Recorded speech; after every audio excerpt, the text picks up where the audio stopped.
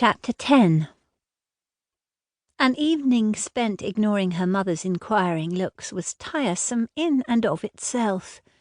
Diverting Sarah's dogged questions about what precisely had occurred whilst in Mr. White's presence on the ill-fated ride further added to her weariness.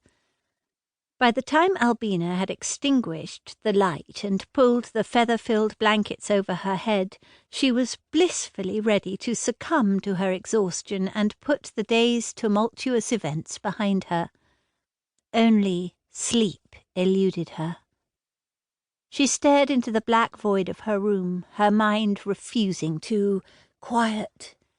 No matter how much thought and effort she placed into focusing on absolutely nothing, her mind replayed the events of the afternoon as though on a continuous, never-ending loop.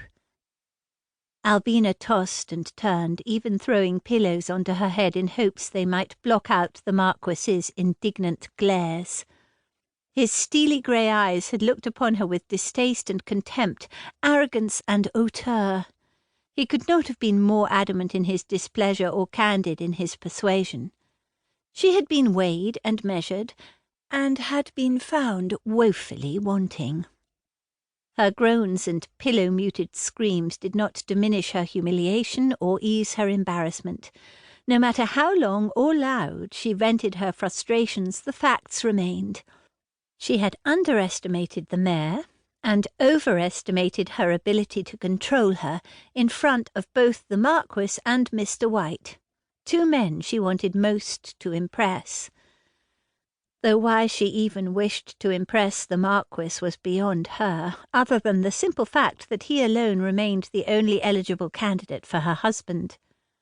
He was a Marquess who maintained both title and fortune, along with a full set of teeth.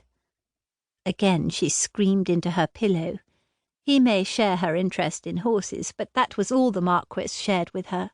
He certainly was not interested in her, not as a person, and certainly not as a wife. Unless he saw her ride. Of course, she could be caught up in the fantasy of a man who did not exist.